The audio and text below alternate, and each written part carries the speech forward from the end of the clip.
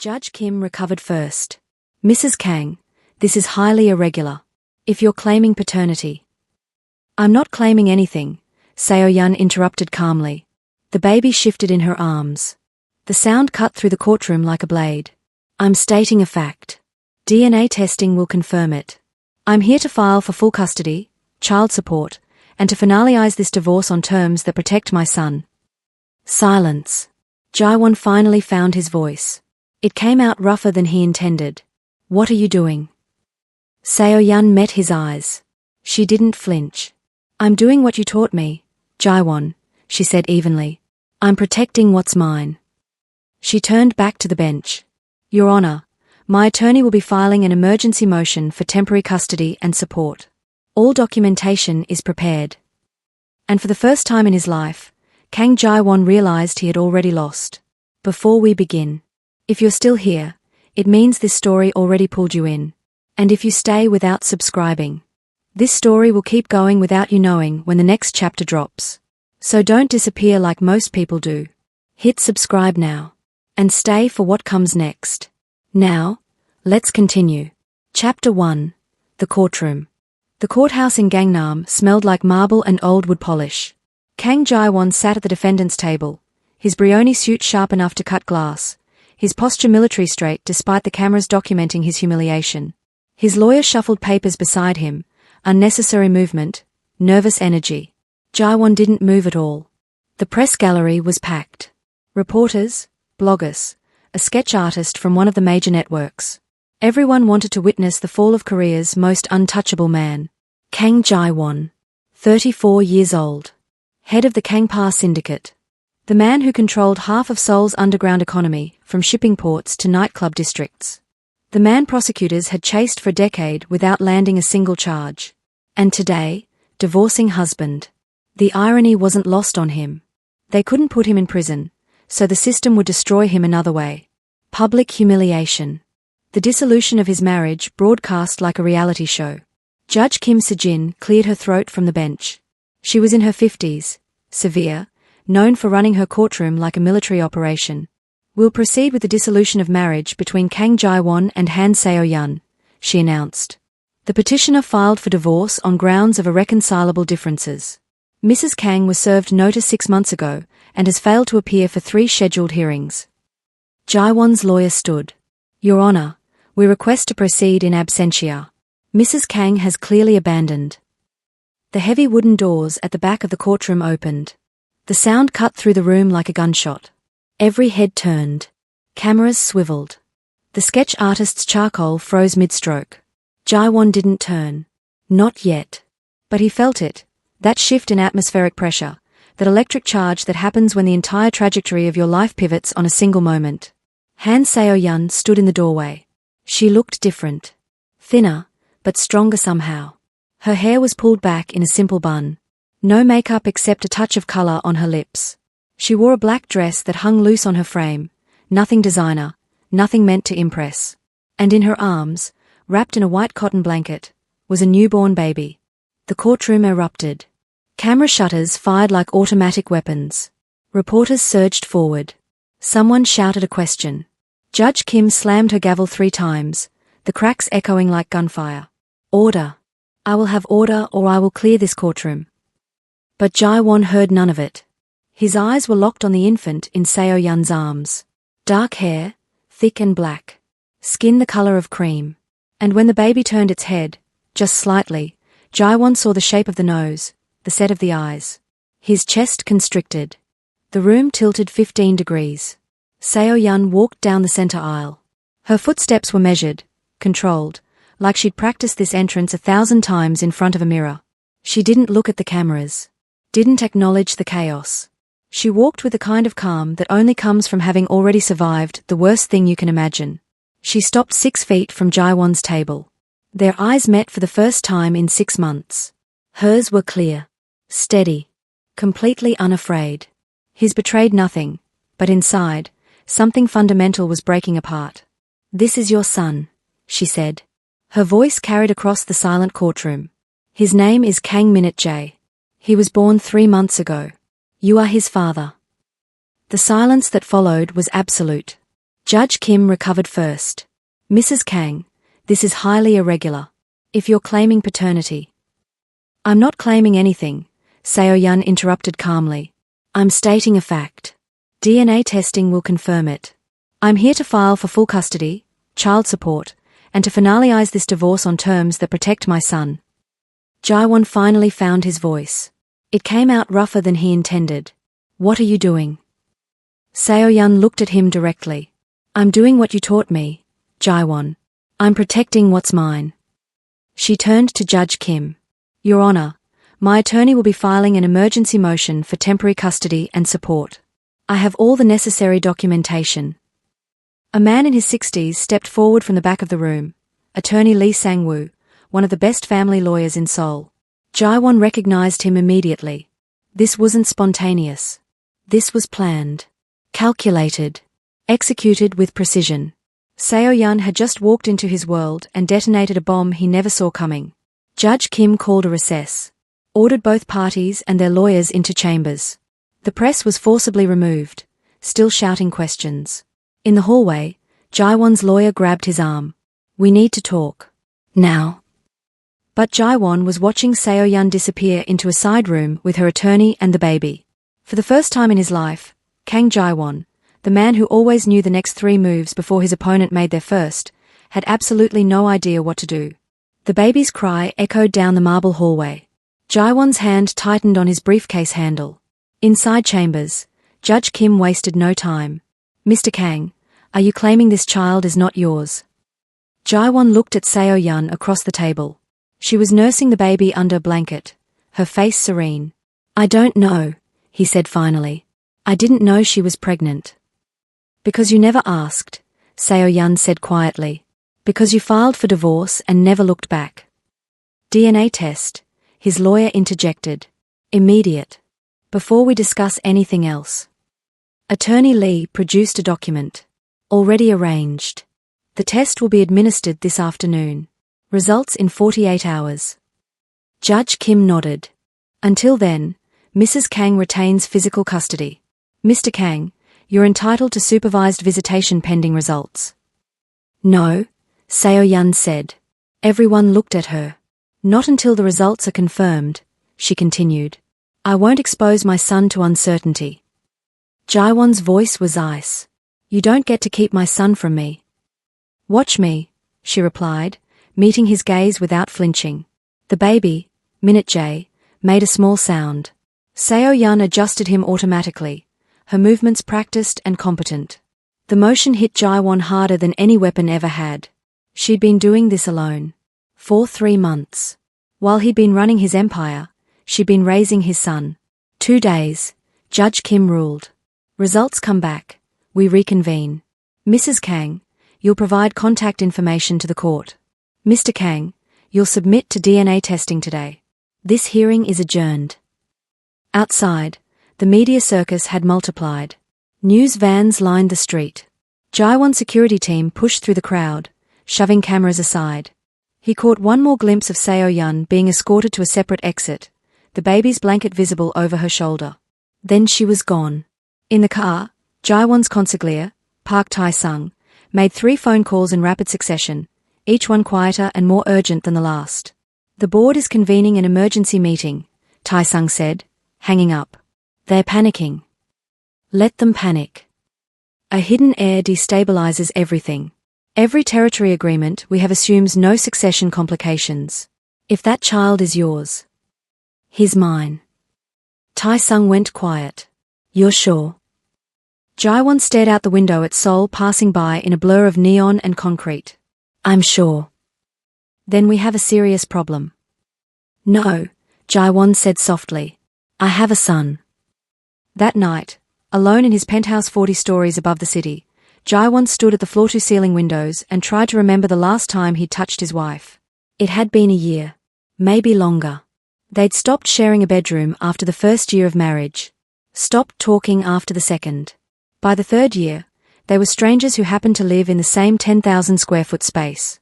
He told himself it was better that way. Cleaner. No messy emotions. No complications. Seo-yun had been a strategic marriage. The daughter of a respectable professor, educated, fluent in 3 languages, beautiful enough to photograph well at corporate events. His family had approved. The marriage had solidified certain political alliances. It had served its purpose. Or so he'd thought. Now he couldn't remember why he'd filed for divorce. Something about her wanting things he couldn't give. Love. Attention. A husband who came home. He'd been building an empire. Expanding operations. Consolidating power. There wasn't time for domestic theatre. So he'd cut her loose. And she disappeared without a fight, which had only confirmed his assessment. She was too weak for his world. Better to let her go find some accountant or professor who'd give her the boring suburban life she wanted. Except she hadn't wanted that at all. She'd wanted him. The real him, not the title or the money. And when he'd made it clear that man didn't exist anymore, she'd vanished. Pregnant. Alone. Protecting his child from him. Jaiwon's phone buzzed. A message from Tai-sung. DNA appointment scheduled for 9 a.m. Clean clinic. Discreet. He didn't respond. Instead, he opened a drawer in his desk and pulled out the only photo he'd kept of Seo-yun. Their wedding day. She was smiling at the camera. He was looking slightly to the left, probably at someone in the crowd. Even on their wedding day, he hadn't been looking at her. He studied her face in the photograph. Tried to find the woman who'd walked into that courtroom today. Stronger. Harder. Unbreakable. Where had she found that strength? And why hadn't he seen it when they were married? His phone rang. His mother. He let it go to voicemail. She called again. On the 3rd call, he answered. Is it true? Chairman Kang Eun-ji's voice was clipped, furious. Do you have a son? DNA test tomorrow. Results in 2 days. This is unacceptable. If that woman thinks she can. She's not that woman, mother. She's Seo-yun. And if that child is mine, you'll treat them both with respect. Silence. Then, we need to discuss custody. Lawyers. Strategy. No. Jaiwon. I said no. Stay out of this. He hung up. Set the phone face down on the desk. Looked back at the photograph. This is your son. The words echoed. His name is Kang Min-jae. A name. An identity. A human being who existed because of a single night 14 months ago when Jaiwon had come home late from a negotiation, found Seo-yun still awake reading, and for reasons he couldn't articulate, had wanted her. One night. No tenderness. No words after. And now a child. His child. The weight of it settled in his chest like stones. Across the city, in a small hotel room near Hongdae, Seo-yun fed Min-jae and tried not to think about the look on Jaiwon's face when he'd seen the baby. She'd expected anger. Accusations. Legal threats. Not that flash of, what? Recognition? Grief? It didn't matter. She couldn't afford to care what Kang Jaiwon felt. Min-jae finished eating, his eyes closing, milk-drunk and peaceful.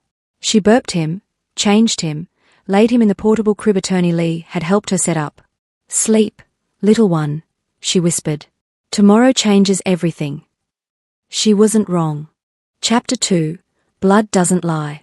The DNA results arrived by courier at precisely 9:47 a.m. on Wednesday. Jaiwon was in a board meeting when Tai-sung knocked, entered without waiting for permission, and handed him the envelope. Gentlemen, Jaiwon said, standing. We're done. We haven't finished the quarterly. We're done. He walked out. Tai-sung followed. In his private office, Jaiwon opened the envelope with steady hands. The document was clinical. Precise. Unambiguous. Probability of paternity, 99.9997%. Kang Jaiwon is the biological father of Kang Min-jae. He read it 3 times. Tai-sung watched from the doorway. Boss. He's mine. I know. I got the courtesy call 20 minutes ago. Jaiwon set the paper down carefully, like it might detonate. Seo-yun has the results too. Her lawyer does. They're filing the custody motion today. What are they asking for? Tai-sung consulted his phone. Full physical custody. Supervised visitation for you. Child support at statutory maximum. Restraining order against your mother. Smart. You're not angry. Jaiwon looked at his consigliere. Would it change anything? No. Then no. I'm not angry. He was something else. Something he didn't have a name for. The syndicate heads are requesting a meeting, Tai-sung said carefully. They're concerned. A legitimate heir complicates succession planning. Some are wondering if you're compromised. Let them wonder. Jaiwon. Schedule the meeting. But not yet. First, I need to see my son. The supervised visitation happened at a family center in Mapo-gu. Neutral territory. Beige walls. Cheap furniture. A social worker named Mrs. Choi who explained the rules with the tone of someone who'd seen everything and believed in nothing. Seo-yun arrived 15 minutes early. Minute Jae was awake, alert, dressed in a simple blue onesie. Jaiwon arrived exactly on time. He'd chosen his appearance carefully. Dark jeans, black sweater, nothing that screamed wealth or power. He wanted to look like a man, not a title. Seo-yun watched him enter. Felt her pulse spike despite herself. He looked tired. Shadows under his eyes. Had he slept? Why did she care? She didn't. She couldn't. Mr. Kang, Mrs. Choi said. Please, sit. Jaiwon sat across from Seo-yun. The space between them felt like a demilitarized zone. Minute Jae made a sound. Jaiwon's eyes dropped to the baby. Stayed there. Would you like to hold him? Mrs. Choi asked. I don't know how. The admission surprised them all, including Jaiwon himself. Seo-yun almost smiled. I'll show you. She stood, cradling Minute Jae against her shoulder. Moved to sit beside Jaiwon. This close, she could smell his cologne. The same one he'd worn throughout their marriage. The scent's memory hit her hard. Late nights waiting for him, the scent of it on his jacket when he finally came home. She pushed the feeling down. Support his head, she instructed, positioning Jaiwon's arms. Like this. Cradle him against your chest. She transferred Minute Jae into his father's arms. Jaiwon went absolutely still. The baby squirmed once, then settled, his small fist curling into Jaiwon's sweater. He's so light, Jaiwon whispered. 3 months old. 15 pounds. He looks like me. Yes. But he has your eyes. The shape. Seo-yun hadn't expected him to notice details. He does. They sat in silence. Mrs. Choi pretended to read her tablet, giving them space. Minute Jae yawned. Made a small, satisfied sound. What does he like? Jaiwon asked suddenly. Like? What makes him happy? What does he do? Seo-yun felt something crack in her chest. He likes music. I sing to him. He calms down when I run water from the tap. The sound fascinates him. He hates being too warm. He sleeps better if I'm close. He's starting to track objects with his eyes. Last week he smiled at me for the first time. A real smile, not gas. Jaiwon absorbed each detail like he was memorizing military intelligence. I missed all of that, he said quietly. Yes. Because you didn't tell me. Because you filed for divorce and made it clear I was disposable. The words were factual, not accusatory. That made them hit harder. Jaiwon looked down at Minute Jae. I would have. What? Taken him? Used him to maintain your image? Turned him into a weapon in our divorce? Protected him? From what? You are the danger, Jaiwon. He couldn't argue with that. Minute Jae started to fuss. Seo-yun reached over, adjusted the blanket. Their hands brushed. Both pulled back. He's hungry, she said. How do you know? The way he's moving. It's time. She took Minute Jae back, settled him against her, prepared to nurse under a blanket. Jaiwon stood. I'll step out. You don't have to. Yes, he said. I do. He left the room. Mrs. Choi watched him go. That's a man who's never changed a diaper. No, Seo-yun agreed. But maybe he will. In the hallway, Jaiwon leaned against the wall and tried to remember how to breathe. The weight of that small body in his arms. The absolute trust in those dark eyes. The vulnerability. He'd held weapons. Negotiated $1 million deals. Stared down men who'd killed for less than a perceived slight. But holding his son? That terrified him. Because weapons could be controlled. Deals could be managed. Men could be read. But that baby? That tiny human who depended entirely on the people around him? Jaiwan had no idea how to protect something that fragile without destroying it. Tai Sung called. He ignored it. Called again. What? The meeting is set. Tomorrow night. Every head of house will be there. Fine. What are you going to tell them? The truth. Which is? Jaiwan watched through the observation window as Seo Yun fed their son. She looked exhausted. Beautiful. Completely out of his reach. That I have a son. And anyone who has a problem with that can challenge me directly. Tai Sung exhaled. You know what they'll say. A child is a weakness. Leverage. Then I'll eliminate anyone who tries to use him. You can't kill everyone, Jaiwan. Watch me. He hung up. Mrs. Choi appeared. You can come back in now. Jaiwan returned to find Minute J asleep in Seo Yun's arms. Can I hold him again? He asked. She hesitated, then nodded. This time, the transfer was easier. Jaiwan positioned his arms correctly. Minute J barely stirred. He's already asleep, Jaiwan marveled. He trusts you. He doesn't know me. He knows your heartbeat, Seo Yun said quietly. He heard it before he was born. The thought stopped Jaiwan cold. Before Minute J was born, Seo Yun had been pregnant, carrying him, while Jaiwan was filing for divorce, moving his mistress into a hotel near the office, pretending his marriage had never mattered. I'm sorry, he said. Seo Yun stiffened. Don't. I mean it. I don't care if you mean it. Sorry doesn't change anything. Then what do I do? She looked at him directly. You show up. Consistently. You learn. You prove that you're not the man who threw me away. And if I prove that, then maybe, you get to be his father. I already am his father. Biologically, she corrected. But being a father isn't about DNA. It's about every 3 a.m. feeding. Every diaper. Every doctor's appointment. Every night when he's sick and screaming and you don't know what's wrong. That's being a father. Can you do that? Jaiwan looked down at the sleeping infant in his arms. I don't know, he admitted. But I want to learn.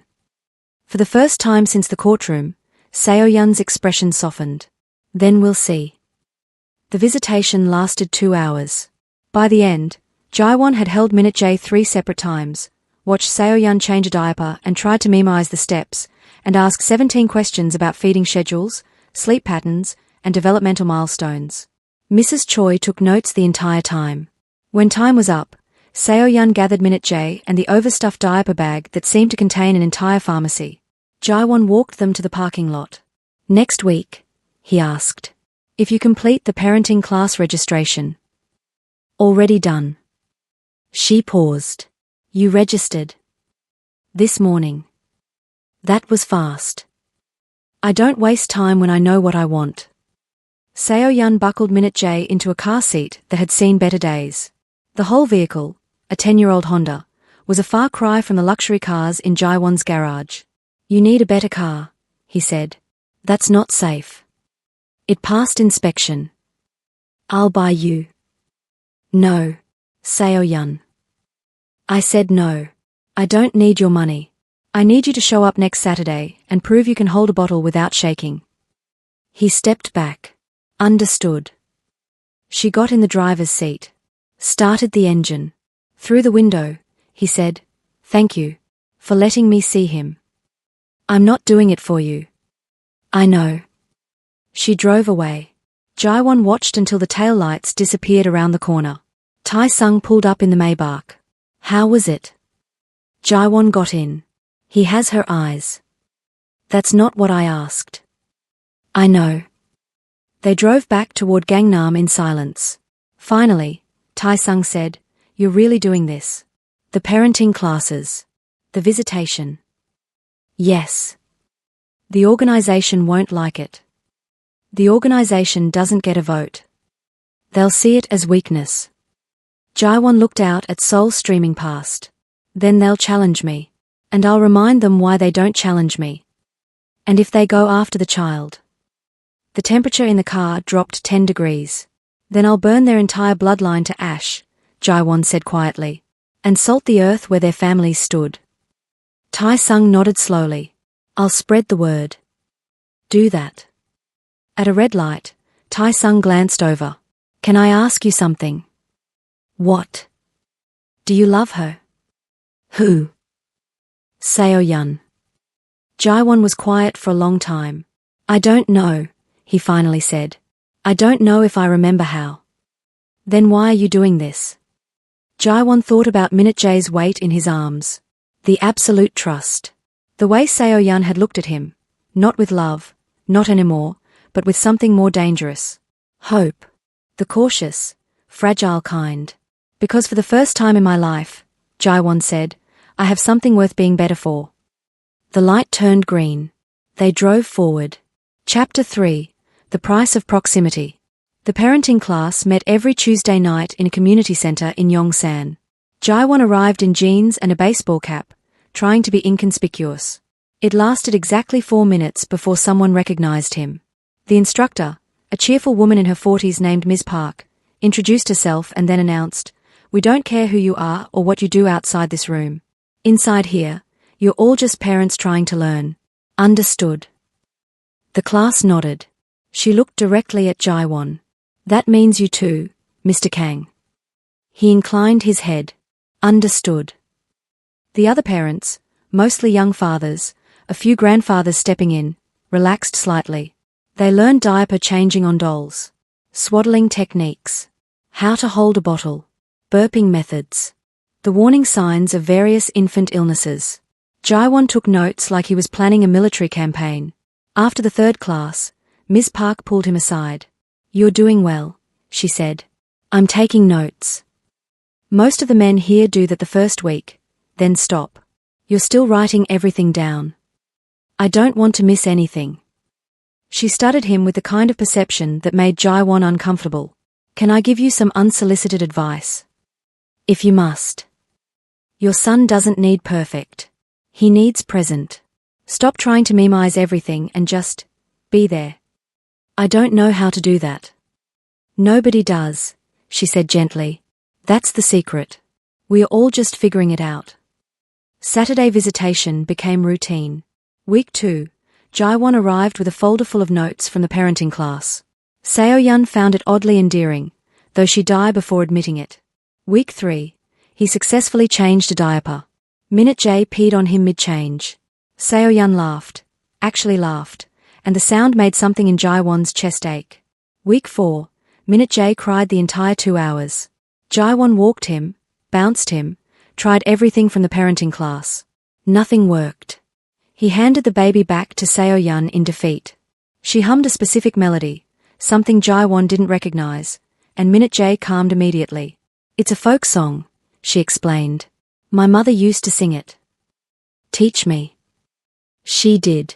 Jaiwan's singing voice was terrible, but Minute Jae didn't seem to care. Week 6, the supervision requirement was dropped. Jaiwan had passed every parenting benchmark. His therapist, court-mandated, Dr. Yoon, a stern woman who took no prisoners, had submitted a glowing report. Congratulations, Mrs. Choi said. You're approved for unsupervised visits. Seo-yun still insisted on being present. He's too young, she explained. He needs me. Jaiwan didn't argue. Truthfully, he wanted her there anyway. Week 8, the incident. Jaiwan arrived at the visitation center to find Seo-yun pale, shaking. Minute Jae screaming. What's wrong? I don't know. He won't stop crying. He's been like this for an hour. I think something's wrong. Jaiwan checked the baby's temperature with the forehead thermometer he now carried. 104.2. That's too high. I know. Hospital. Now. I don't have my car. Forget the car. I'm driving. He had her in the Maybach before she could protest. Tae-sung, who'd been waiting in the parking lot, immediately called ahead to Seoul National University Hospital's emergency department. VIP in trance, he told the dispatcher. Infant. High fever. In the back seat, Seo-yun held Minute Jae, trying to soothe him. Jae-won sat beside her, one hand on her shoulder without thinking. He'll be okay, he said.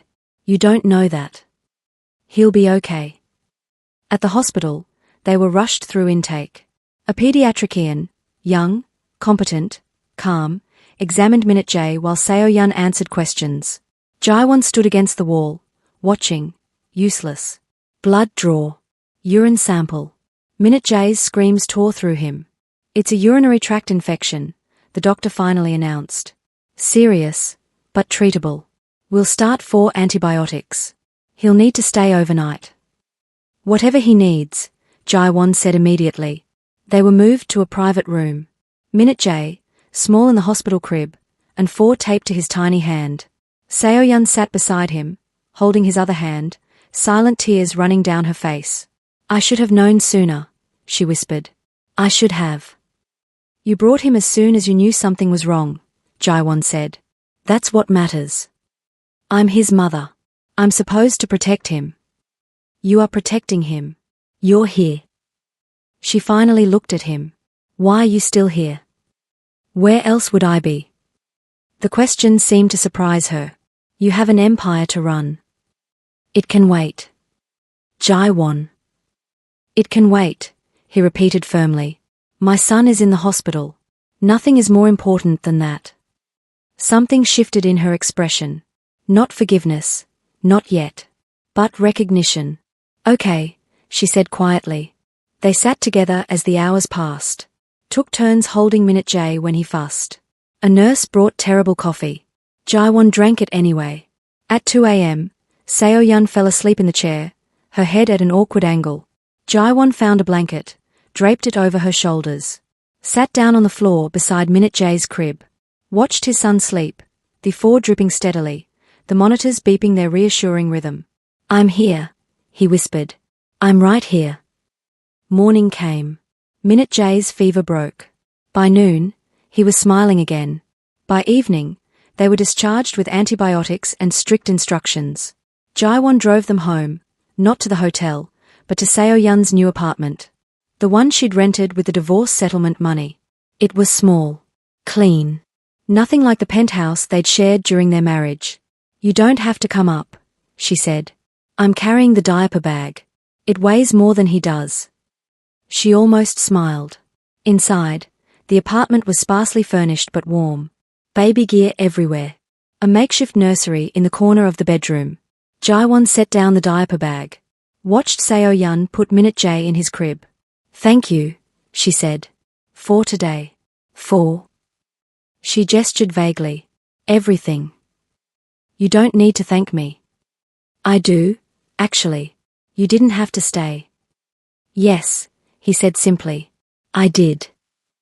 They stood in the small living room, the space between them charged with things unsaid. I should go, Jae-won finally said. Right. Yes. He moved toward the door. Stopped. Seo-yun. Yes? If something like this happens again, anything, you call me first. Not your parents, not your lawyer. Me. Jae-won. Please. The word surprised them both. She nodded slowly. Okay. He left before he could say something stupid. In the car, Tae-sung was waiting. How is he? Better. Antibiotics are working. Good. Tae-sung pulled into traffic. We have a problem. What kind? The Lee family is making moves. Testing boundaries. They think the baby makes you vulnerable. Jae-won's expression went cold. Do they? They've been asking questions. About Seo-yun. Where she lives. What her schedule is. Send a message. What kind? The kind that ends with bodies if they keep asking. Tae-sung nodded. Consider it done. They drove in silence for several blocks. Then Tae-sung said carefully, You're in love with her. Don't. You are. Still. Maybe more than before. It doesn't matter. Why not? Because she'll never forgive me. And I don't blame her. People surprise you. Jaiwon thought about Seo-yun's face in the hospital. The way she'd looked at him when he said he'd stay. Maybe, he admitted. But I can't hope for that. I can only be what Minute J needs. Which is a father who shows up. Chapter 4.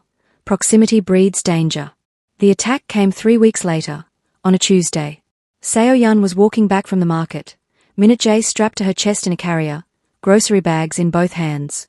She noticed the black car following her at the second intersection. Training kicked in, muscle memory from the marriage, when Jaiwon had insisted she learn basic security awareness. She turned down a busier street. The car followed. Her phone was in her bag. She couldn't reach it without putting down the groceries, and she refused to be that vulnerable in public. 2 more blocks. Her apartment building was visible. The car accelerated, pulled alongside. The window rolled down. Mrs. Kang, a man's voice. Get in the car. She kept walking. I said get in the. She ran. Not toward her apartment, too predictable. Toward the convenience store on the corner, where she knew the owner kept a baseball bat under the counter. The car doors opened behind her. She burst into the store. Call the police, she shouted to the startled clerk. Men following me. Black sedan outside. Now. The clerk grabbed his phone. Seo-yun moved to the back of the store, shielding Minute J with her body. The men entered. 2 of them. Expensive suits. Dead eyes. We just want to talk, one said. About what? Your husband's business interests. Ex-husband. And I know nothing about his business. Your son is leverage. Her blood went cold. Touch him and you die. The man smiled. Brave words. Not bravery. Fact. Sirens in the distance. The men heard them too. Exchanged looks. Tell Kang Jaiwon, the first man said, that his family is not untouchable. They left. The police arrived 4 minutes later. Took statements. Reviewed security footage. Dispatched units to look for the vehicle. Seo-yun called her lawyer. Then, hand shaking, she called Jaiwon. He answered on the first ring. What's wrong? How did you? You never call me. What's wrong? She told him.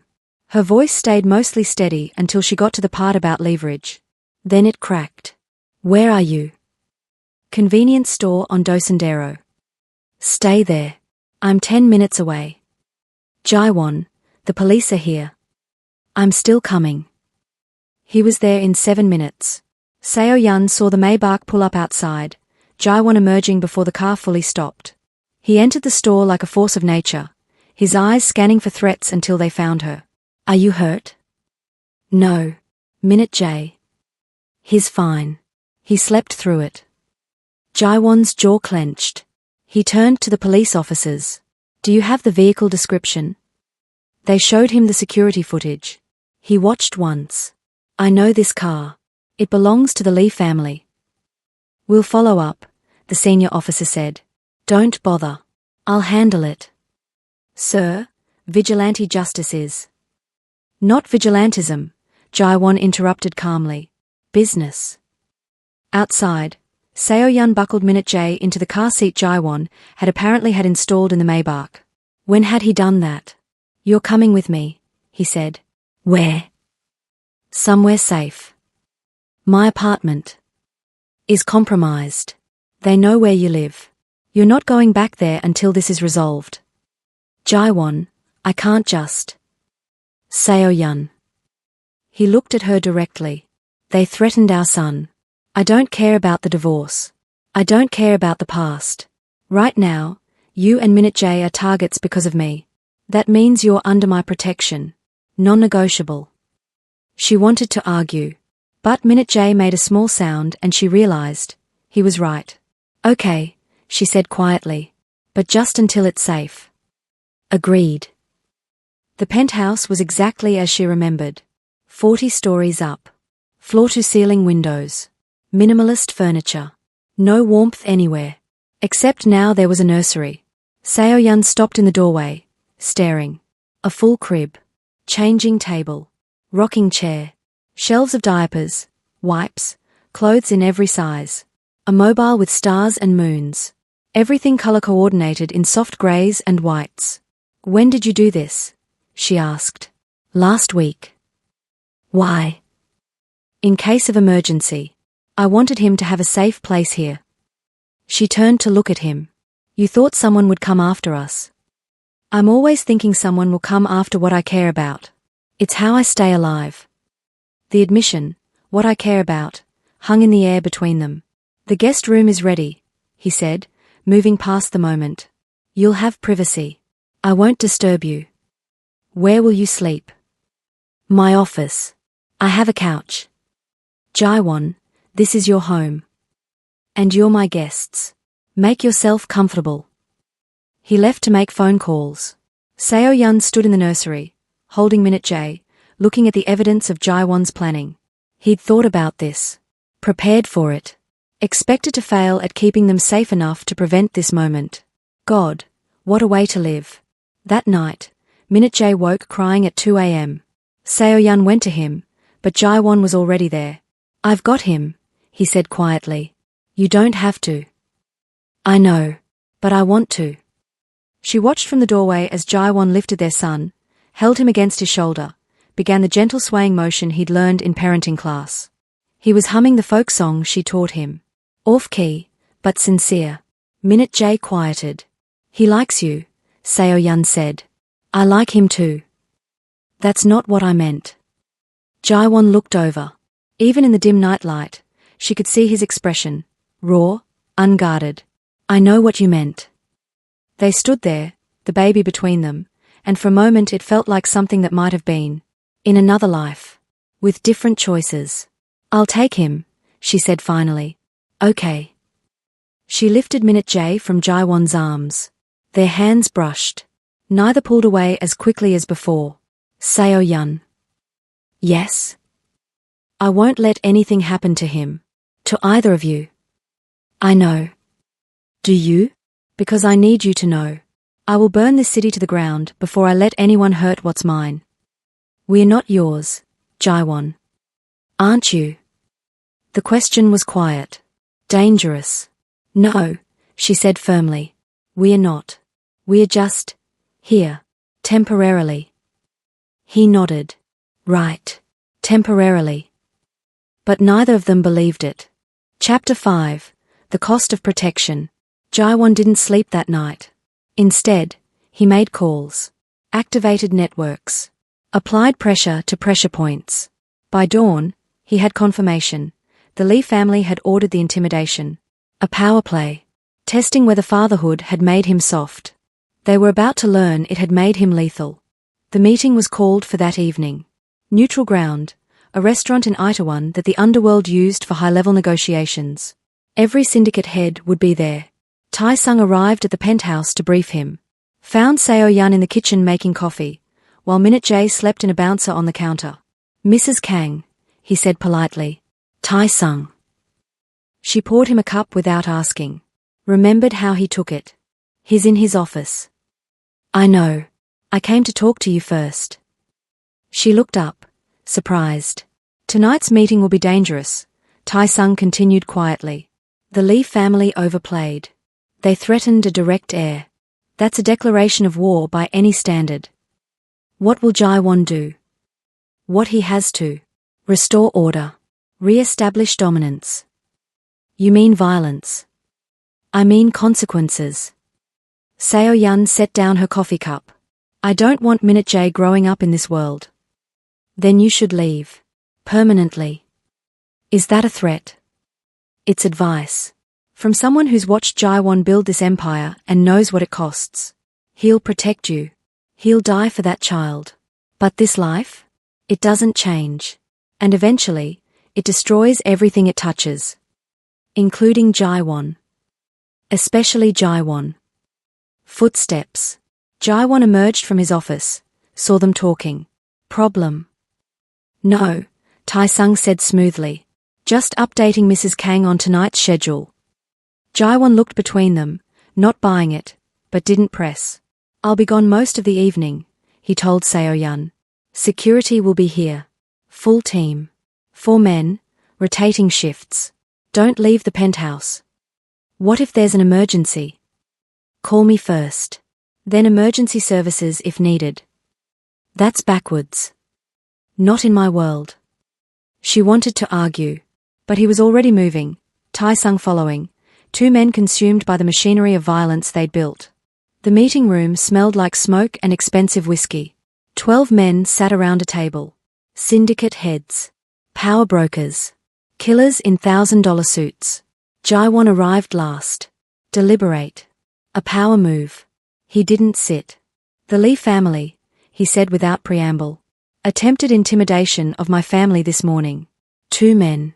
Black sedan. Explicit threats against my son. Lee Dong-wook, patriarch of the Lee syndicate, didn't flinch. Business pressure. Negotiation tactics. Targeting a 3-month-old infant is negotiation. Targeting your weakness is strategy. The room went quiet. Jaewon smiled. It wasn't pleasant.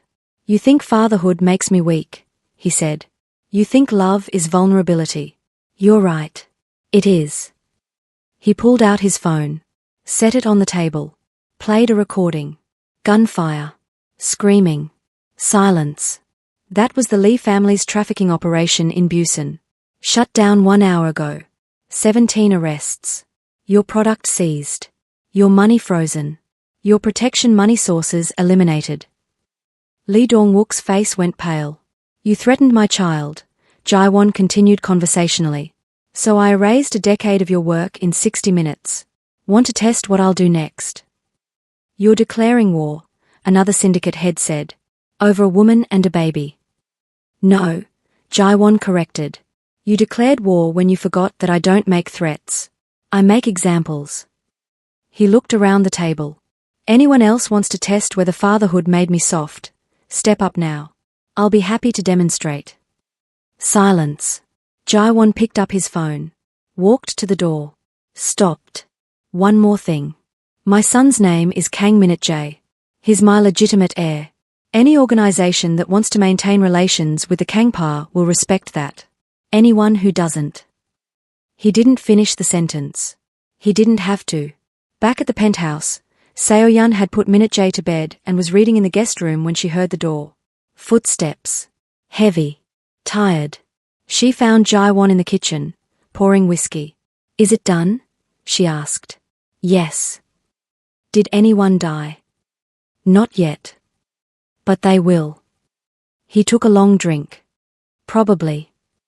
She should have been horrified. Should have grabbed Min-jae and run. Instead, she asked, Are we safe now? Safer. That's not the same thing. No, he agreed. It's not. He looked at her. Really looked. I'm sorry. For what? For dragging you back into this. For being the reason you're in danger. He gestured vaguely. All of it. You didn't drag me anywhere. I came to that courtroom by choice. To divorce me. Yes. And now you're living in my home.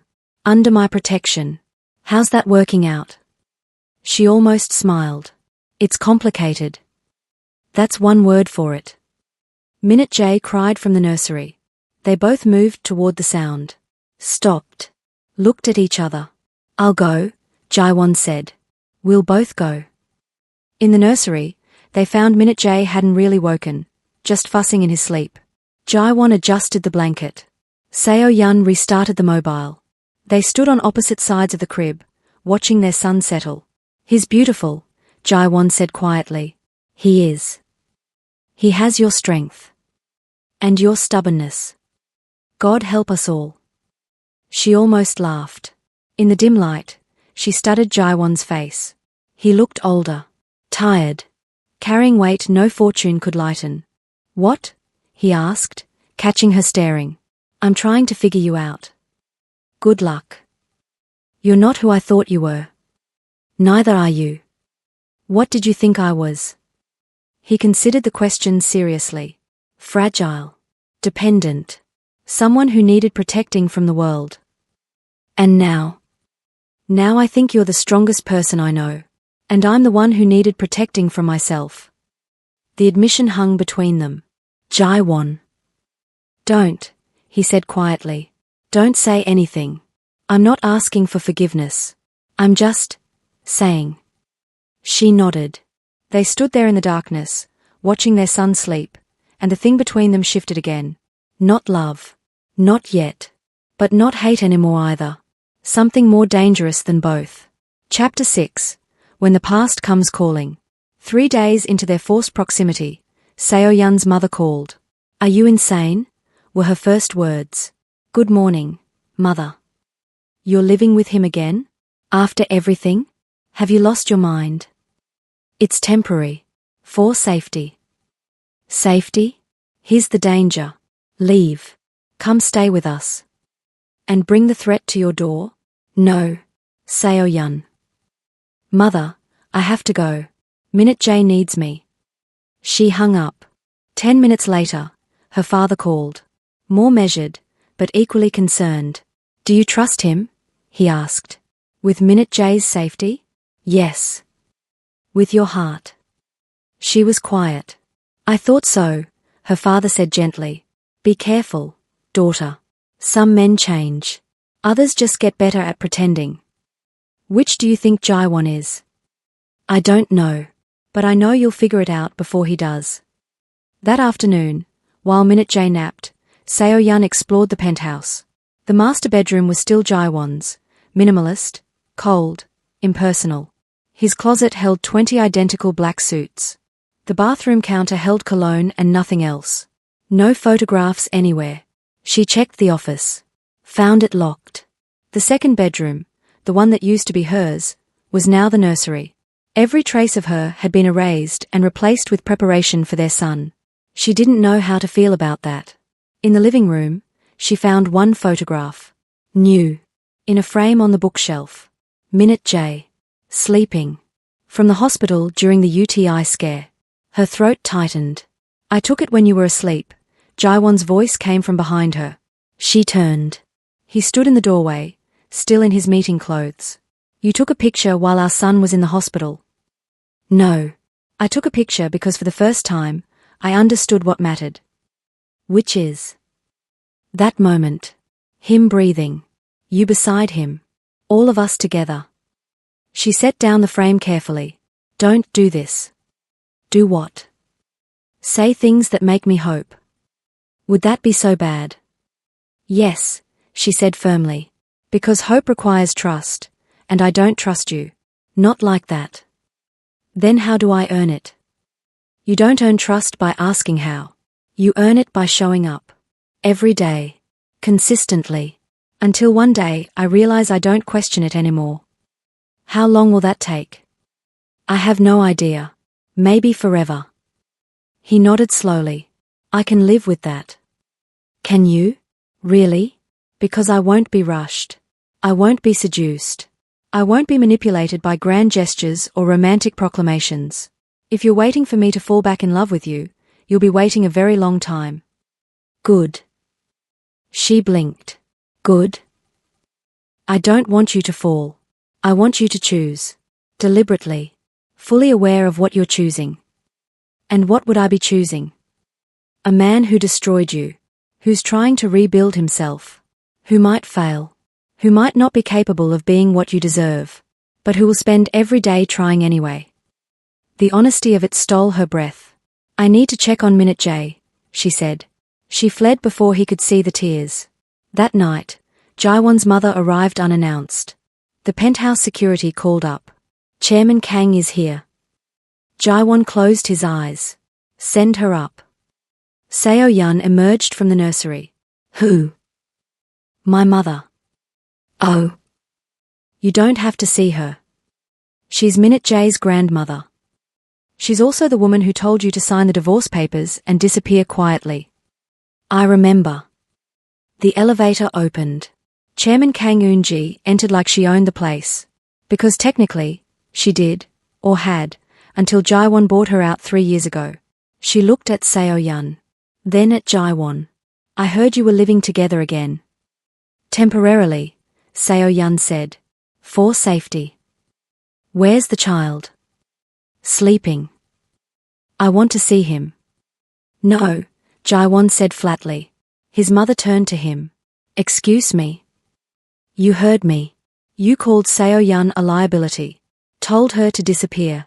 Said the divorce was best for everyone. You don't get to suddenly want access to my son because he's convenient for your legacy now. He's my grandson. And you'll meet him when, and if, I decide you've earned it. Eunji's eyes narrowed. You've changed. Yes. I'm not sure it's for the better. I don't care. They stared at each other, mother and son, both too stubborn to bend. Finally, Eunji turned to Seo-yeon. May I speak with you? Privately. Seo-yeon glanced at Jaiwon. He nodded. Her choice. 5 minutes, Seo-yeon said. They went to the balcony. The city sprawled below them, millions of lights, millions of lives. I owe you an apology, Eunji said. Seo-yeon nearly dropped her water glass. I beg your pardon. I said I owe you an apology. When you married my son, I thought you were weak, naive, unsuited for this life. I was wrong. About which part? All of it. You survived him, left him, raised his child alone, came back and destroyed his carefully constructed life with a single appearance. That takes remarkable strength. I didn't do it to destroy him. No, you did it to protect your son, which makes you exactly the kind of mother this family needs. Seo-yeon studied the older woman. What do you want? To be part of my grandson's life. And to help, if you'll let me. Help how? Security. Resources. The kind of protection only this family can provide. You're living here now because someone threatened you. That won't be the last time. But if you let me, I can make sure the threat level decreases significantly. In exchange for what? Eunji smiled. Nothing. I'm not negotiating. I'm offering. Why? Because you gave my son something I never could. Which is? A reason to be human. After Eunji left, having secured one supervised visit with Minute J next week, Seo-yeon found Jaiwon on the balcony. Your mother is terrifying, she said. Yes. But I think I like her. Don't tell her that. She'll get ideas. Seo-yeon leaned on the railing beside him. Did you know she was coming? No. But I'm not surprised. She's many things, but she's not stupid. She knows Minute J represents the future of this family. Is that all he is to her? A legacy? Jaiwon was quiet for a long time. I don't know. I'd like to think she's capable of more. But my mother, she spent her whole life in this world. It changes you. Makes you see people as assets. Is that how you see us? He looked at her directly. No. You're the first thing in my life I've seen as just people. Just you. Just him. Just human. The wind picked up. Seo-yeon shivered. Jaiwon shrugged off his jacket, draped it over her shoulders without thinking. The gesture was so automatic, so domestic, it made her chest ache. Thank you, she whispered. For the jacket. For tonight. For standing up to your mother. For protecting Minute J from her until she proved she deserved him. That's just fatherhood. No. That's growth. They stood in silence, the city breathing below them. Seo-yeon. Yes? Do you think you'll ever forgive me? She thought about it seriously. I don't know. Some days I think maybe. Other days I remember how much you hurt me, and I think forgiveness is impossible. That's fair.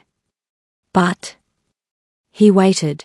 But I'm starting to see that you're not the same man who hurt me. And I don't know what to do with that. You don't have to do anything. Just exist. Be here. Let me show you who I'm becoming. And if I don't like who you're becoming, then you leave. And I'll let you go. No lawyers, no fights, no manipulation. Just goodbye. She believed him. That was the terrifying part. Chapter 7. The night everything changed. The attack happened exactly 1 week later. Seo-yeon woke to silence. Complete silence. No city noise. No air conditioning. No ambient sound at all. She sat up. Checked her phone. 3:17 a.m. No signal. Wrong. Everything was wrong. She moved to Minute J's crib. He was sleeping peacefully. She lifted him, blanket and all, held him against her chest. The door to the hallway opened. Jaiwon stood there in dark clothes, a gun in his hand. "Get to the panic room," he said quietly. "Now." "What's happening?" "They cut the power. Jammed communications. This is a coordinated assault." Gunfire erupted somewhere below. "Close. Inside the building. Move." Jaiwon barked. Seo-yun ran. She knew where the panic room was. Jaiwon had shown her the first night, just in case. Hidden behind a bookshelf in his office. Biometric lock. She pressed her thumb to the scanner. Jaiwon had programmed her access that same night. The door opened. She ducked inside. Jaiwon followed, sealed the door behind them. The room was small. Steel walls. Emergency supplies. Communication equipment independent of the building systems. Jaiwon activated the system. Cameras showed the penthouse. 6 men. Armed. Moving through the space systematically. "How did they get past your security?" Seo-yun whispered. "They are my security. Bought off. This was planned from the inside." Outside the panic room, furniture crashed. Someone shouted orders. Minute J started to cry. Seo-yun tried to soothe him, but the baby's wails echoed in the steel chamber. The men outside would hear it. Would know exactly where they were. Jaiwon made a call on the secure line. "Tai-sung. Under attack. 6 hostiles. Inside team compromised. Send everyone." 5 minutes, came the reply. "We might not have 5 minutes." Something heavy slammed into the office door. Jaiwon checked his weapon. 1 full magazine. 15 rounds. 6 men. Probably better armed. He looked at Seo-yun. At Minute J crying in her arms. Made a decision. "There's an exit," he said. "Behind that panel. It goes to the service elevator. Take it to the garage. My car is in spot 1. Keys are in the visor. Drive to the safe house in Pyeongchangdong. Address is programmed in the GPS. What about you?" "I'm buying you time." "No, Seo-yun. You're not dying for us." "Yes," he said calmly. "I am. That's what fathers do." He opened the panel. The escape route gaped dark and narrow. "Take him. Go." Jaiwon. He grabbed her shoulders. Looked her in the eye.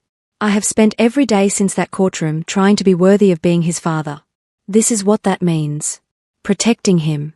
Even if it costs me everything." Tears ran down her face. "You can't." "I love you," he said. "I never stopped. I just forgot how. And I love him. More than my empire. More than my life. So you're going to take our son and you're going to run. And I'm going to make sure no one follows you." He kissed her forehead. Pushed her toward the escape route. "Go." She went. Carrying Minute J through the narrow passage, tears blurring her vision. Behind her, she heard the panic room door breach. Heard gunfire. Ran faster. Jaiwon faced 6 armed men with 15 bullets and a smile. "Gentlemen," he said pleasantly. "I'm in a bad mood. Last chance to leave." They didn't leave. He killed 4 of them in the first 10 seconds. The other 2 took cover. Returned fire. Bullets sparked off steel. Jaiwon used the panic room's interior angles. Cover positions he'd planned for exactly this scenario. 1 more down. 11 rounds left. The last man was smarter. Waited. Patient. "They're gone," the man called out. "Your woman and the baby. Gone. You die for nothing." "Not nothing," Jaiwon replied. "For everything." He charged. Traded shots at close range. Pain bloomed in his shoulder. His side. But his bullet found its target. The last man dropped.